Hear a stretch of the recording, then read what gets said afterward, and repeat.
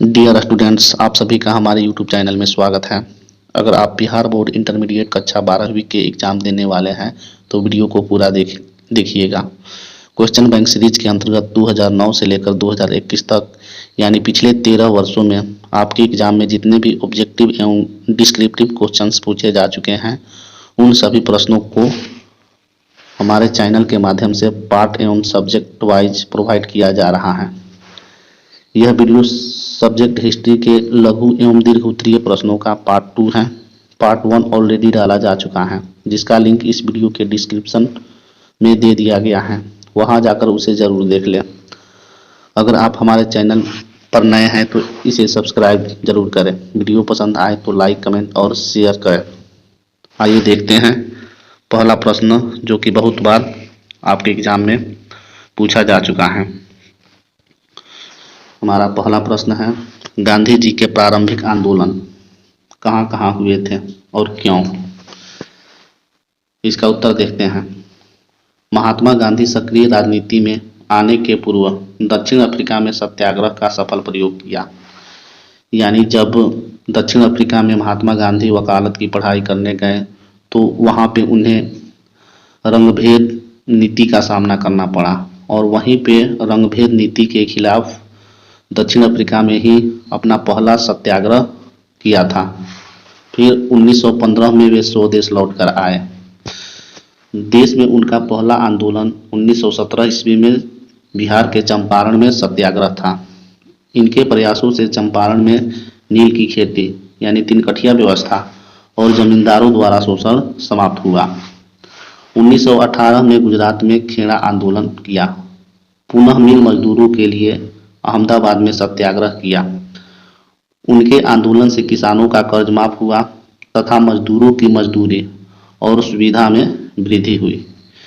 तो आइए देखते हैं कौन कौन से यहाँ महत्वपूर्ण ऑब्जेक्टिव प्रश्न भी बन रहा है। पहला कि गांधी जी ने अपने जीवन काल में सबसे पहले सत्याग्रह का प्रयोग कहाँ किया? तो हम आंसर देंगे दक्षिण अफ्रीका में। दूसरा, गांधी जी ने भारत में अपना पहला सफल सत्याग्रह का प्रयोग कहाँ किया? तो 1917 में चंपारण में।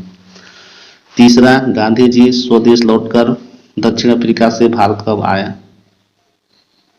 तो 1915 9 जनवरी 1915 को आए। आइए आते हैं अगले प्रश्न की ओर।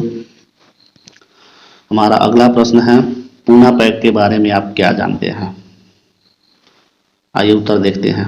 पूना पैक्ट अथवा पूना समझौता डॉक्टर भीमराव अंबेडकर एवं महात्मा गांधी के मध्य पुणे की यरवदा सेंट्रल जेल में 24 सितंबर 1932 को हुआ था। अंग्रेज सरकार ने इस समझौते को सांप्रदायिक अधिनिर्णय या कम्युनल अवार्ड में संशोधन के रूप में अनुमति प्रदान की। समझौते में दलित वर्ग के लिए पृथक निर्वाचन मंडल को त्याग दिया गया, लेकिन दलित वर्ग के लिए आरक्षित सीटों की संख्या प्रांतीय विधान मंडलों में 71 से बढ़ाकर 148 और केंद्रीय विधायिका में कुल सीटों की 18% कर दिया गया। पूना पैक्ट भी बहुत ही इंपॉर्टेंट है। यहाँ से कई ऑब्जेक्टिव प्रश्न भी पूछ लिए जाते हैं, जैसे पूना पैक्ट या पूना समझौता किनके बीच हुआ? तो हम लोग आंसर दे सकते हैं भीमराव अंबेडकर एवं महात्मा गांधी के बीच। पूना समझौता कब हुआ? तो 24 सितंबर 1932 ईस्वी को। कहाँ पे? तो पुणे में सेंट्रल जेल यरवदा में। आइए आते हैं अगले प्रश्न की ओर।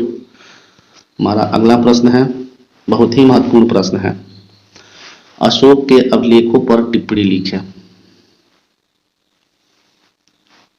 इसका उत्तर देखते हैं। यद्यपि मौर्य साम्राज्य के इतिहास को जानने के लिए मौर्यकालीन पुरातात्विक प्रमाण जैसे मूर्ति कलाकृतियां, चाणक्य का अर्थशास्त्र, मेगास्थनीज की इंडिका, जैन और बौद्ध साहित्य एवं पौराणिक ग्रंथों आदि बड़ी उपयोगी है, लेकिन पात्रों और स्तंभों पर मिले अशोक के अभिलेख प्रायः सबसे मूल्यवान स्रोत माने जाते हैं।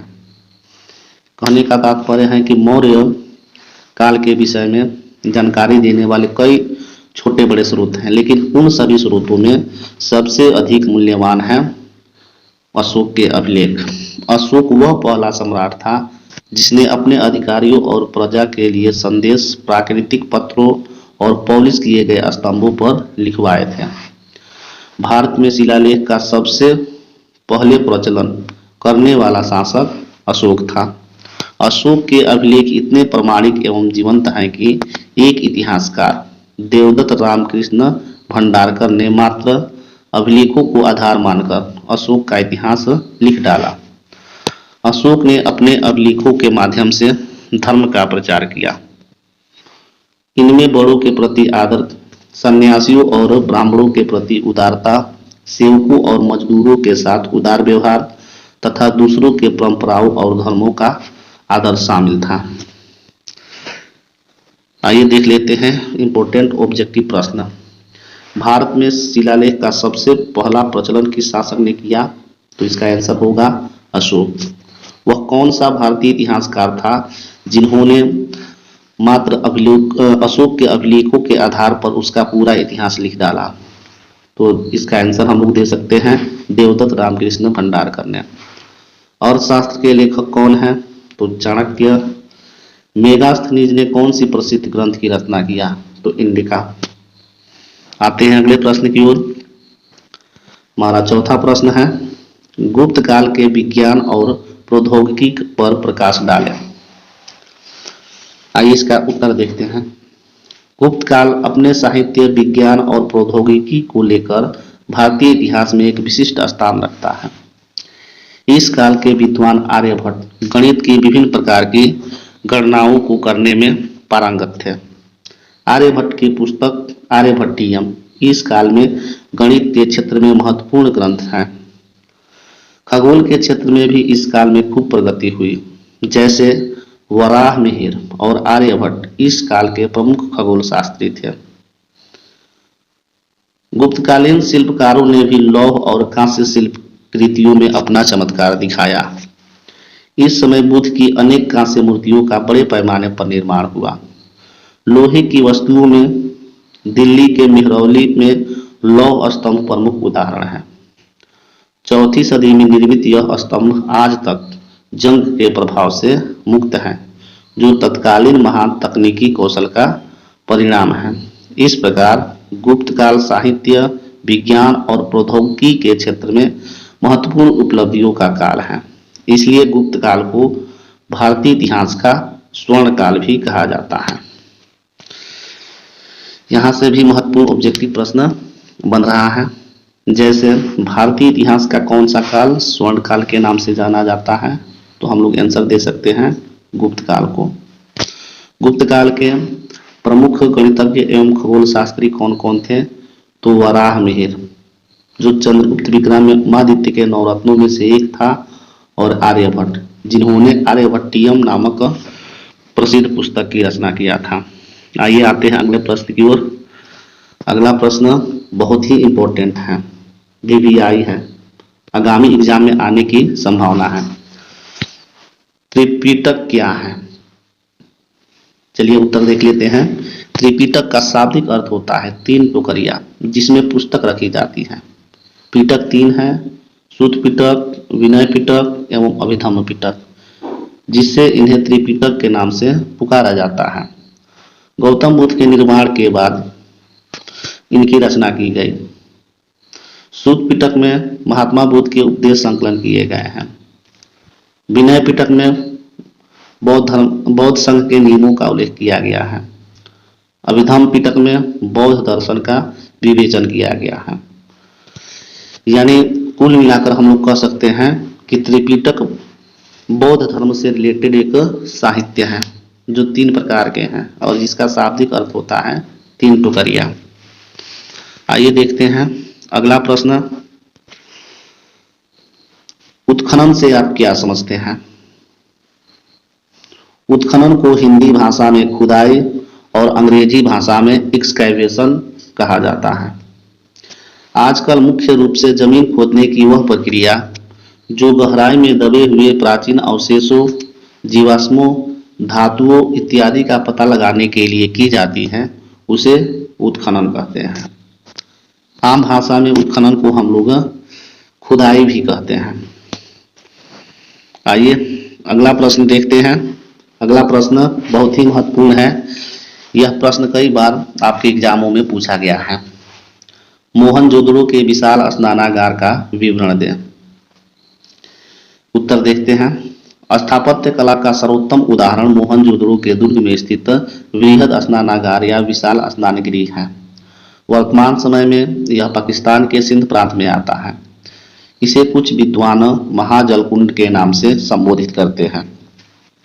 उत्तर से दक्षिण की ओर इसकी लंबाई 39 फीट यानी 11.88 मीटर तथा पूर्व से पश्चिम की ओर इसकी चौड़ाई 23 फीट यानी 7 मीटर, इसकी गहराई 8 फीट यानी 2.43 मीटर।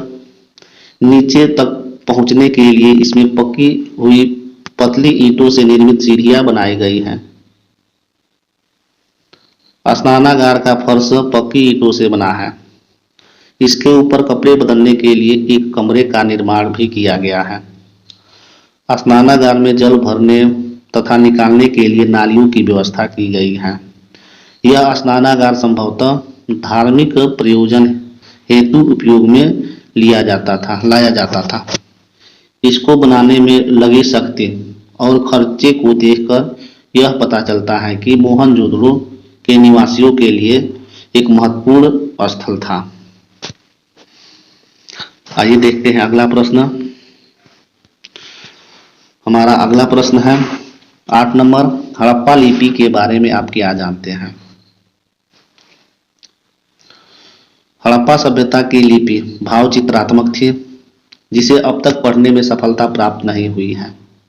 लेकिन निश्चित रूप से यह वर्णमालीय नहीं थी, क्योंकि इसमें चिन्हों की संख्या कहीं अधिक है, लगभग 375 से 400 के बीच।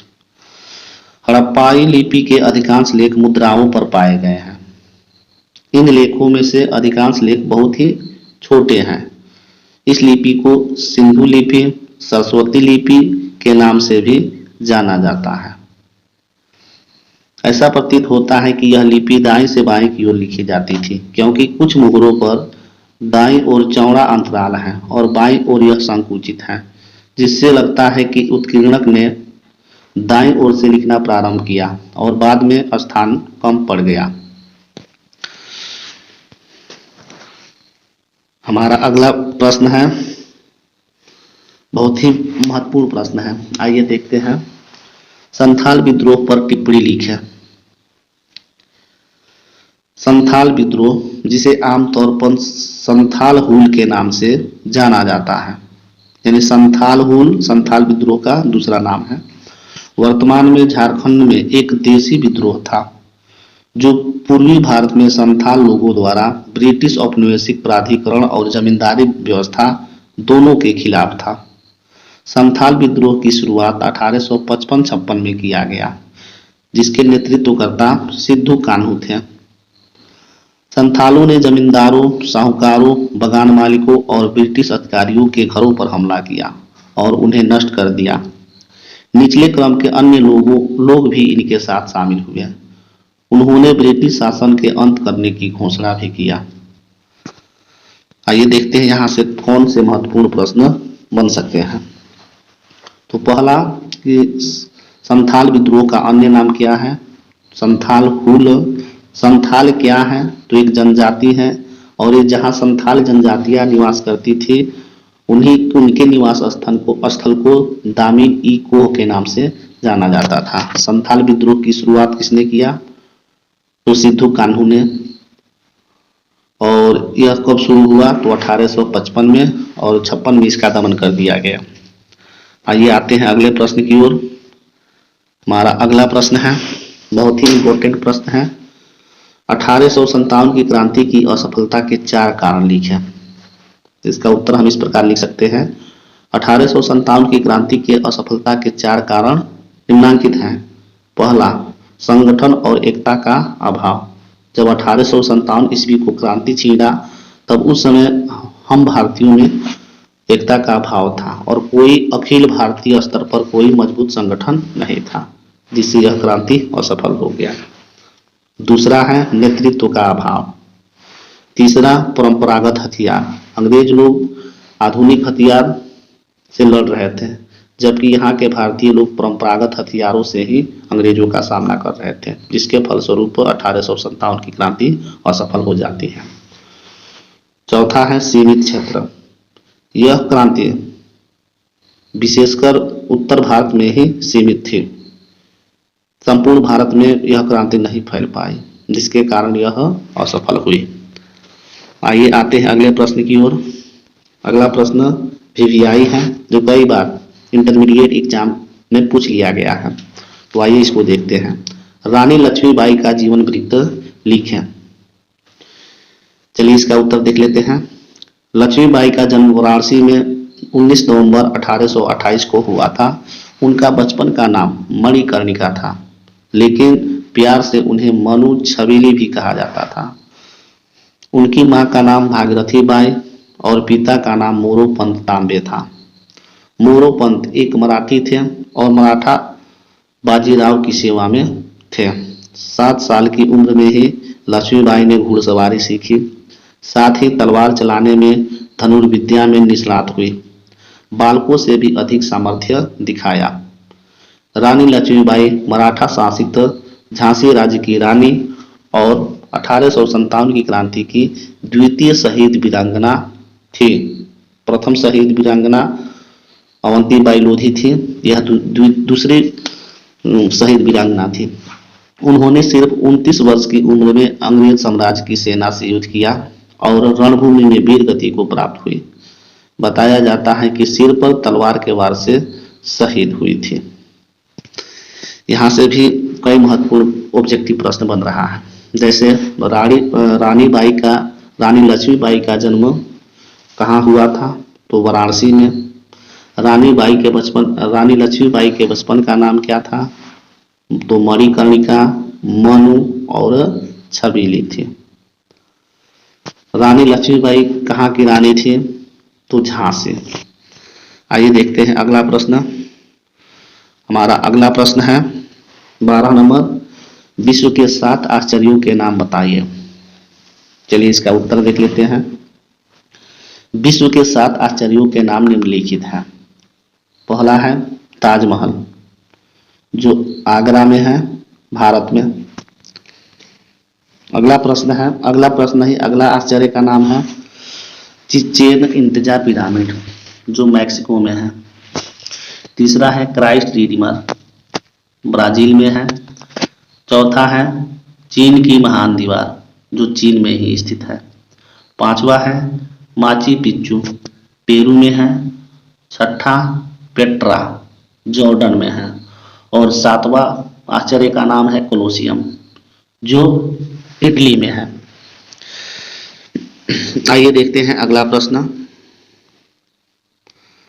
हमारा अगला प्रश्न है 13 नंबर, मुगल दरबार में अभिवादन के तरीकों का उल्लेख करना है।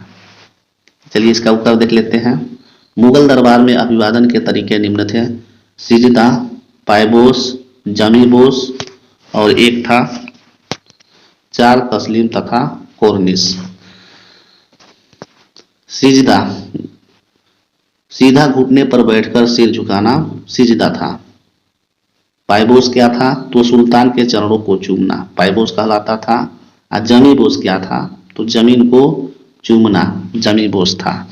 इसके अलावा 4 तस्लीम तथा कोर्निश भी अभिवादन का तरीका था, जो दाएं हाथ की तलहटी को सिर पर रखकर आगे की ओर झुकना होता था।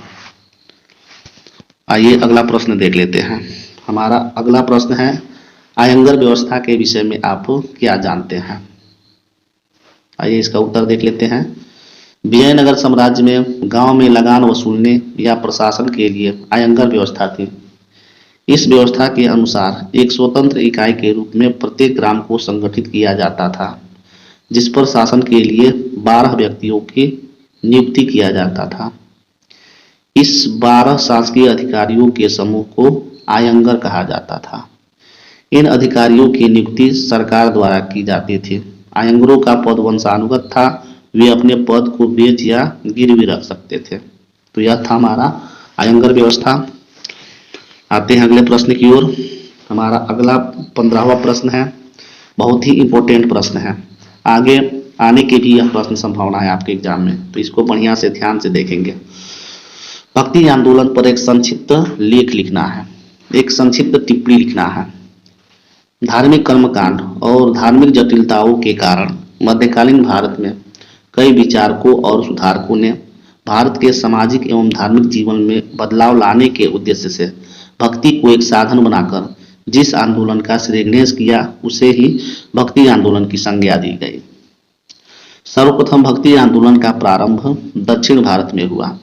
इस आंदोलन के प्रवर्तक दक्षिण भारत के सुप्रसिद्ध संत रामानुजाचार्य थे। इन्होंने सगुण ईश्वर की उपासना पर बल देते हुए भक्ति आंदोलन का श्रीगणेश किया। दक्षिण भारत के कुछ प्रसिद्ध विचारकों में निम्बकाचार्य, माधवाचार्य, वल्लभाचार्य आदि प्रमुख थे। वस्तुतः धार्मिक आंदोलनों का उद्भव 8वीं शताब्दी में शंकराचार्य द्वारा दक्षिण भारत में किया गया। भक्ति आंदोलन का सबसे ज्यादा प्रचार प्रसार 12 अलवार एवं 63 नयनार संतों के द्वारा किया गया। भक्ति आंदोलन को दक्षिण भारत से उत्तर भारत में लाने का श्रेय रामानंद को जाता है।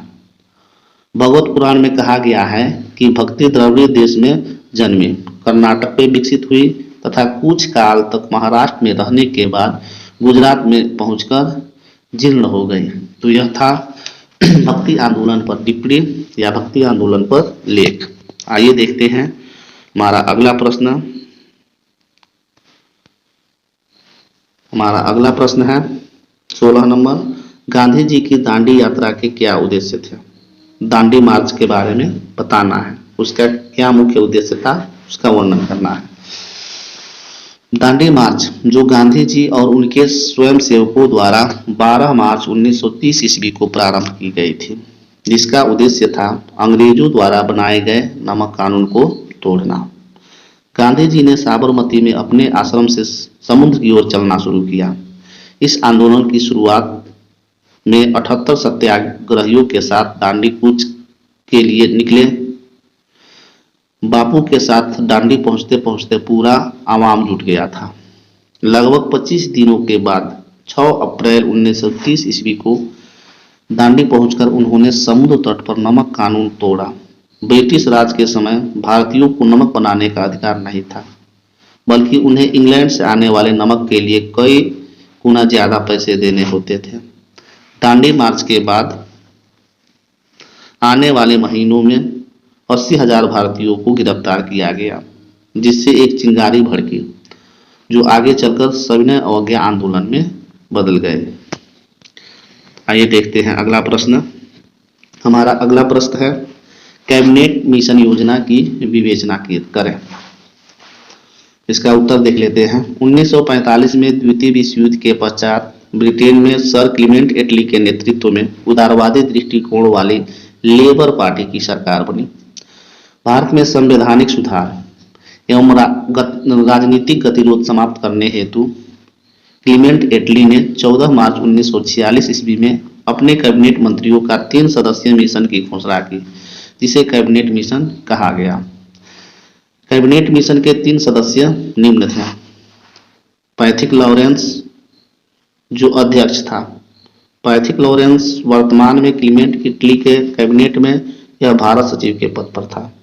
दूसरा था स्टेफोर्ड क्रिप्स, यह व्यापार बोर्ड का अध्यक्ष था। तीसरा था एबी अलेक्जेंडर, यह नौसेना मंत्री था। तो ये 3 सदस्यों के मिलने से कैबिनेट मिशन का गठन किया गया था, जिसका अध्यक्ष पैथिक लॉरेंस था।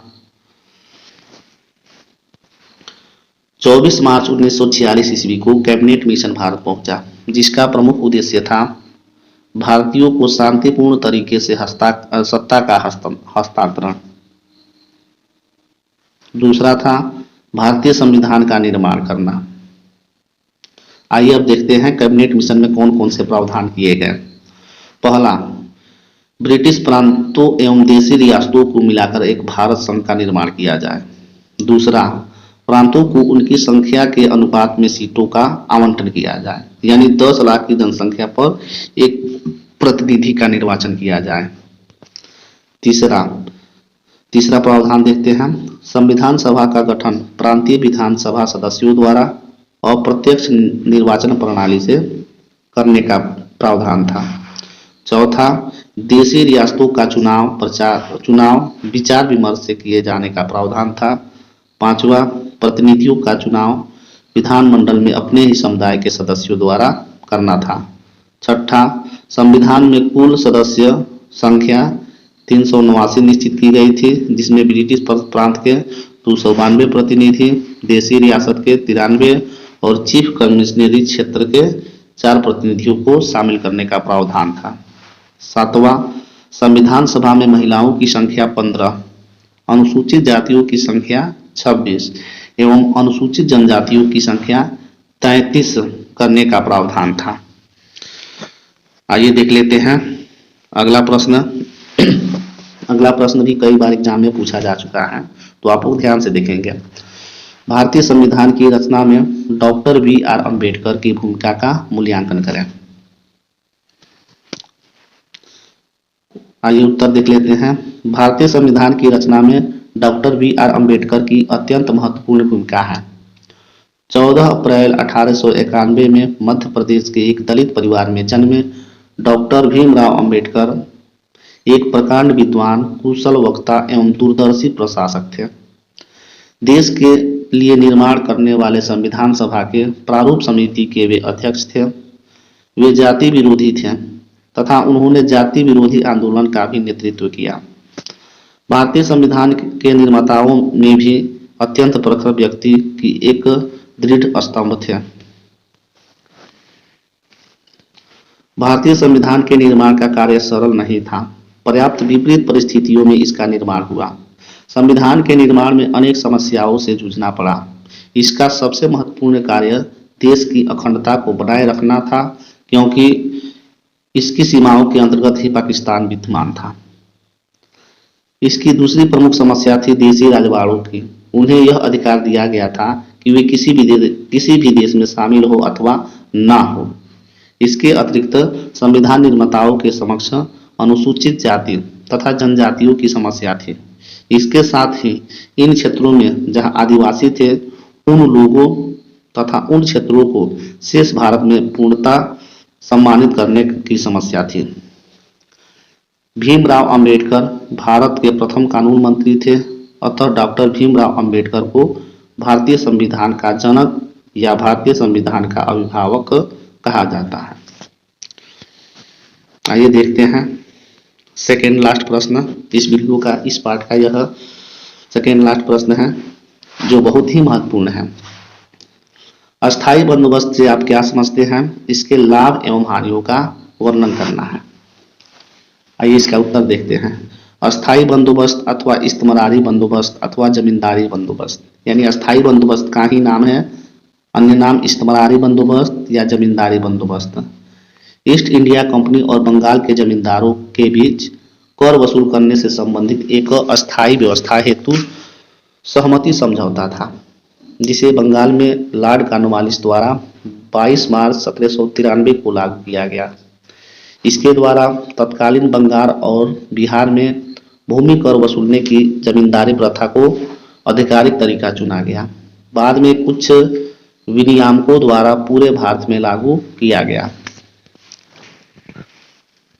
इस व्यवस्था के अंतर्गत जमींदारों को एक निश्चित राशि पर भूमि दे दी गई। जमींदार की मृत्यु के पश्चात उसके उत्तराधिकारी को भूमि का स्वामित्व प्राप्त हो जाता था। जमींदारों को यह निश्चित राशि एक निश्चित समय को सूर्यास्त के पहले चुका देनी पड़ती थी, नहीं तो उनकी जमीन नीलाम कर दी जाती थी।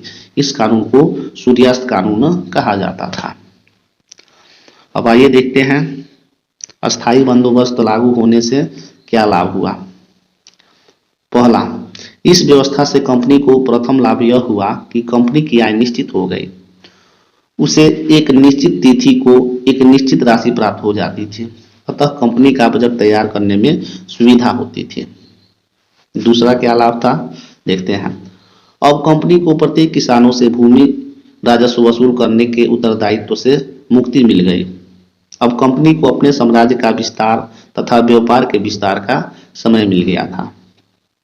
तीसरा, कंपनी को क्या लाभ हुआ, अब जमींदार अपनी कंपनी के स्वामी भक्त बन गए। और ब्रिटिश विरोधी जो आंदोलन हुए उसमें उन्होंने कंपनी की सहायता की। इन जमींदारों ने तन मन से अंग्रेजों की सेवा किया। चौथा देख लेते हैं, अस्थाई बंदोबस्त बंगाल के जमींदारों के लिए एक वरदान सिद्ध हुआ। अब कंपनी ने उन्हें भूमि का स्वामी स्वीकार कर लिया। जमींदारों को पूरा भरोसा हो गया था कि जब तक वह निश्चित राशि कंपनी को चुकाते रहेंगे तब तक वह भूमि के स्वामी बने रहेंगे। अब उन्हें और किसी प्रकार का कर नहीं चुकाना पड़ता था। पांचवा क्या लाभ हुआ उसको देख लेते हैं। अस्थाई बंदोबस्त से यह लाभ हुआ कि कृषि में उत्पादन बहुत अधिक बढ़ गया। इसके फलस्वरूप बंगाल शीघ्र ही भारत का सबसे समृद्ध प्रांत बन गया। इससे व्यापार और उद्योग को भी बढ़ावा मिला। तो यह था हमारा अस्थाई बंदोबस्त के सकारात्मक प्रभाव यानी लाभ। अब आइए देखते हैं अस्थाई बंदोबस्त के हानि कौन कौन था या नकारात्मक प्रभाव कौन कौन थे। पहला, राजस्व की राशि इतनी अधिक निर्धारित की गई थी कि बहुत से जमींदारी से निर्धारित समय पर चुका नहीं पाए, जिसके कारण उन्हें भूमि के स्वामित्व से वंचित होना पड़ा। दूसरा क्या हानि हुआ, नीलामी के समय अधिक भूमि शहर के धनी वर्गों के लोगों ने ले लिया, जिन्हें कृषि का कोई अनुभव नहीं था। यह लोग किसानों से बहुत अधिक राजस्व लेते थे। तीसरा हानि क्या हुआ, इस व्यवस्था की सबसे बड़ी त्रुटि थी कि किसान पूर्ण रूप से जमींदारों की दया पर आश्रित हो गए। जमींदार को जमीन का मालिक और किसान को उनका रैयत बना दिया। किसानों का जमीन पर से सभी मालिकाना हक छीन लिया गया।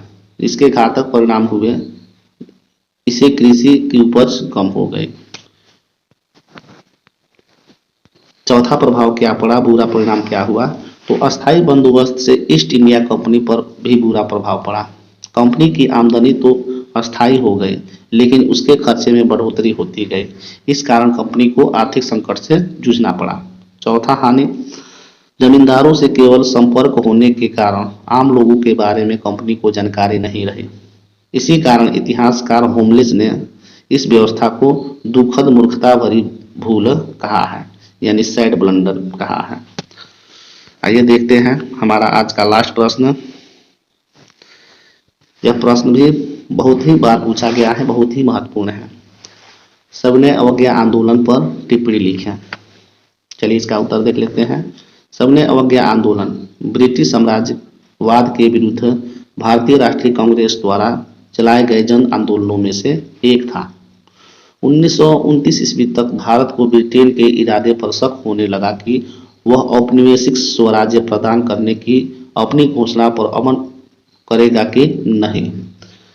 भारतीय राष्ट्रीय कांग्रेस ने लाहौर अधिवेशन 1929 ईस्वी में घोषणा कर दी कि उसका लक्ष्य भारत के लिए पूर्ण स्वाधीनता प्राप्त करना है। महात्मा गांधी जी ने अपनी इस मांग पर जोर देने के लिए 6 अप्रैल 1930 ईस्वी को सबने अवज्ञा आंदोलन छेड़ा, जिसका उद्देश्य कुछ विशिष्ट प्रकार के गैर कानूनी कार्य सामूहिक रूप से करके ब्रिटिश सरकार को झुका देना था। सबने अवज्ञा आंदोलन में निम्न कार्यों को शामिल किया गया था। आइए देखते हैं कौन कौन से कार्य थे। नमक कानून का उल्लंघन कर स्वयं द्वारा नमक बनाया जाए, पहला था सबने अवज्ञा आंदोलन का कार्यक्रम। दूसरा कार्यक्रम था सरकारी सेवाओं, शिक्षा केंद्रों एवं उपाधियों का बहिष्कार किया जाए। तीसरा था महिलाएं स्वयं शराब, अफीम एवं विदेशी कपड़ों की दुकानों पर जाकर धरना दें। चौथा था समस्त विदेशी वस्तुओं का बहिष्कार करते हुए उन्हें जला दिया जाए। और पांचवा था कर अदायगी को रोका जाए, यानी कर नहीं दिया जाए। तो यह था हमारा आज का पार्ट 2। अगर वीडियो पसंद आए तो वीडियो को लाइक, कमेंट और शेयर कीजिएगा, चैनल को सब्सक्राइब कीजिएगा। तो चलिए मिलते हैं फिर अगले